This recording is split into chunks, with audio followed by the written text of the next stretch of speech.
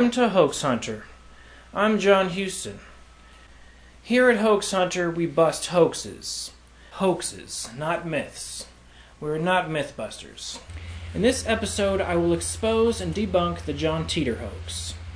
For those that don't know, a guy named John Titor in 2001 posted on the internet and claimed he was a time traveler from the year 2036. As ridiculous as that sounds, thousands believe in this story, which is why I have been forced to debunk this story. This report is called the John Titor aka Razimus report. John Titor's goal was to go back to 1975 to get an IBM 5100, not an IBM 5110. For those that don't know, Pamela is a key character in the John Titor story. Pamela is the #1 John Titor contactee because she claims to have received a physical letter from him containing an IBM logo. This is a replica of the logo Pamela received. Note that it says 5110 instead of 5100. This is the wrong model. Why would John Titor send Pamela the wrong model? John Titor supposedly sent Pamela a logo very similar to this to prove to her that he was a time traveler. I don't know how an IBM logo could possibly prove to anyone that John Titor is the genuine time traveler. The logo sent to Pamela is seldom talked about, but I think it's an important key piece of evidence proving that John Titor was a phony. He accidentally sent her the wrong logo. I looked and looked for this logo on the internet, and I have not been able to find it anywhere. Even if this logo can be found on the internet or on a computer, it wouldn't prove anything. The fact that this was ever supposed to be any type of evidence is just as ridiculous as a time traveler needing to go back to 1975 to get an IBM 5100 to fix a problem. That problem has already been fixed. There aren't going to be any computer conversion problems in 2036. Period. That problem has already been fixed. The authors behind the John Titor hoax are known as Group Titor.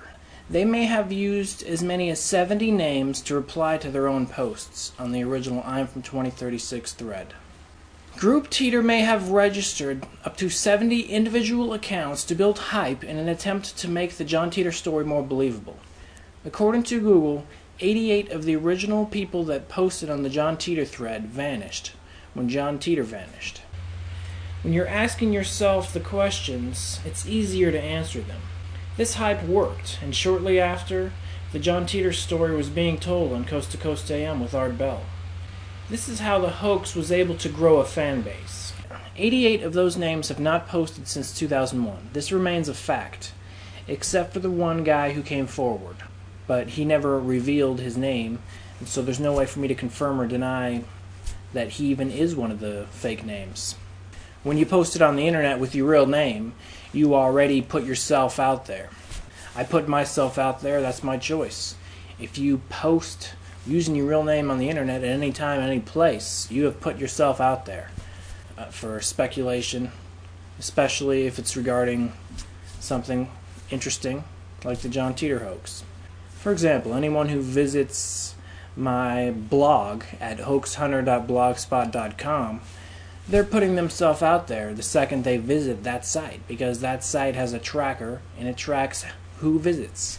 It tracks where your IP is from.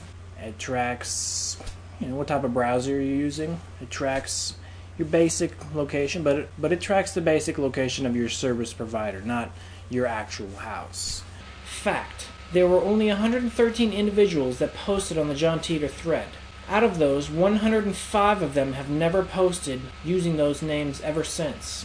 This allowed me to focus on the few remaining names. For those that say the writing styles are radically different, how could they pull that off? It's called role-playing. Fact. The remaining 9 that have posted after 2001 are Ernie Vega, Phil Fjord, Rick Donaldson, Darby, Pamela, Tom Young, Javier Cortez, Daniel Bledicke, and Mel Reckling. After extensively analyzing every single website associated with these names and John Titor, and after analyzing the flood of emails I received in response to my February 13th report, my suspects as of February 25th, 2009 are Oliver Williams, Larry Haber, Mel Reckling, Denny Unger, Carl Simonok, and Raoul Burial. Only one of them was an original poster on the I Am From 2036 thread. Let's look at these top suspects. Mel Reckling. Like Pamela, Mel Reckling is from Ohio. He has not posted about John Titor since 2001, except one other time. In 2008, he posted a John Titor joke on a Porsche car forum. This was the joke. My name is John Titor. I am a time traveler from the year 2034 who comes back to get parts for my 914. Since all parts are NLA in our time, gas too, since it's $4,000 a gallon now.